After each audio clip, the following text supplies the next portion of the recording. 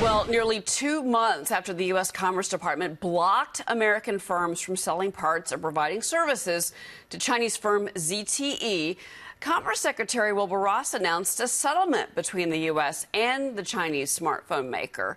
According to the Commerce Secretary, ZTE will pay a $1 billion fine and will have a Chinese-speaking U.S. compliance team reporting to the company's new management team and the Commerce Department for the next 10 years. Is this really a win for President Trump or a deal that never should have been made?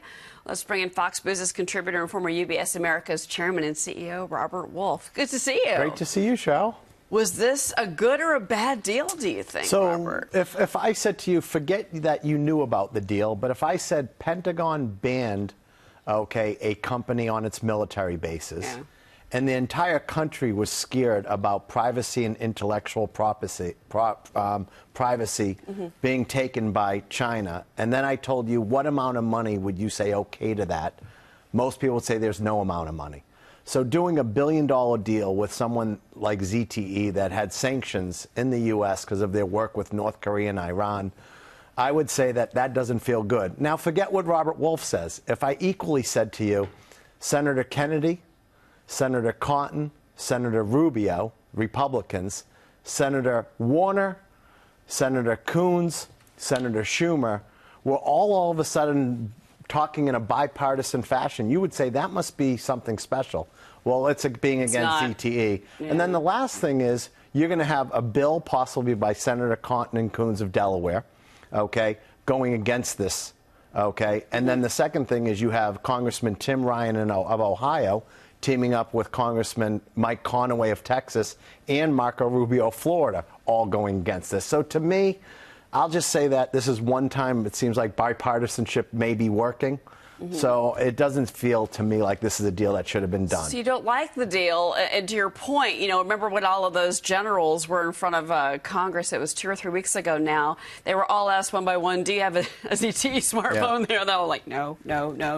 That's a great point about that. But are you surprised that China agreed to this? Because financially this does hit the company. No, not at all. $1 billion is trivial, with respect to China. Number two, no disrespect to Secretary of Commerce Ross, but I think when he made a statement, this isn't about trade, that's ridiculous. This is all about the China trade wars and trying to bring a deal together. And then the second thing, there's a reason on the timing. We're going, President Trump's going into North Korea. This puts him, I think, in a little better situation with China, giving them something they may want. So there's a reason to the timing. This president's very transactional. And so I think that although, from my perspective, it wasn't the right deal, there's other things that, we'll only read about, post-history. Where do you think where this fits, though, in the broader scheme of things? As, again, we had those talks and Wilbur Ross just came back from China. Maybe this is the only thing that actually somewhat got agreed upon when he was in Beijing. Otherwise, those talks didn't really seem to get us anywhere with regards to the potential trade war with China and IP theft and all the other things that we've accused them of that they don't seem to be willing to negotiate. Yeah, so far it doesn't seem to me that we've gotten in any positive steps with respect to China and trade. Them offering $50 billion of agriculture. They want to buy our agriculture anyway. So to me, the idea that, our tariffs versus their tariffs, that's not a way for us to proceed. What I really don't like is we've been attacking more Mexico and Canada, our allies, and we've been tougher on them than we have on China. So to me, I'm trying to follow it. There seems to be a lot of pivots and different paths taken than if I was advising this president, what I would recommend. All right. Well, if you were advising the president, you've got experience in this arena. You know what it's like to do business with Chinese firms. What would you say? What would your advice be? Two things, two different questions. One, I've been a 3-time presidential appointee, so I've had the ability to advise a president. I'm a supporter of, fair trade. And I think the best thing would have done is for this president to stay with TPP, the Trans-Pacific Partnership, because the best way to combat China is to do trade with the 11 countries that surround China: New Zealand, Australia, Philippines, Vietnam. That's the best way to combat them, is to trade around them. Secondly, I have no issue with President Trump being hard in China and really going after them in certain tariffs. But that's not going to change intellectual property and privacy concerns, which is really the biggest concerns we have right now. And all the ZTE deal does, okay, is highlight that. Well, really quick, since we're talking about China, I do want to ask you about China's role in the summit with North Korea that's coming up on Tuesday. Obviously, China seems to have a very pivotal role in this. They are neighbors with North Korea. They look to North Korea for labor.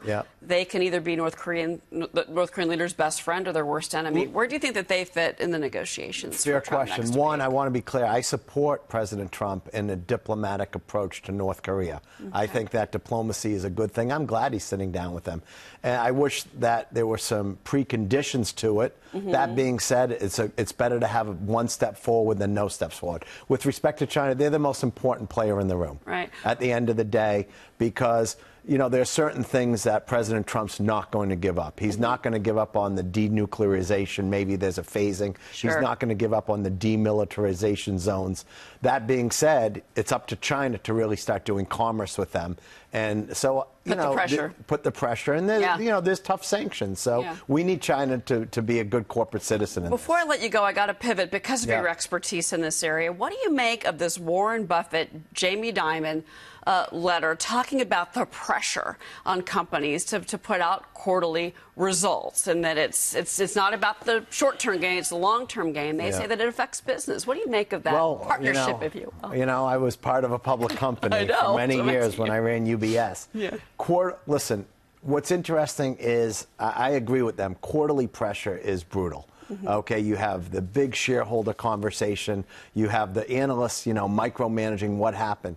But that's really a day in time. It's not that forward-looking. So I agree with the way Jamie Dimon and Warren Buffett, you know, view that we need to think more about where these companies are going over a period of time versus the day in time. But I don't think that's going to change, because actually at the end of the day, shareholders and analysts, they want more information, not less. They're not going to give up their quarterly reports. The street lives for it. They live for it. Breathe on it. Robert, thank you so much. Thanks for having me on. Good to see you. Yeah, it's good to see you too. In the afternoon, not in the morning. We'll say hi to Liz too. Hi, Liz. Liz is back tomorrow, by the way.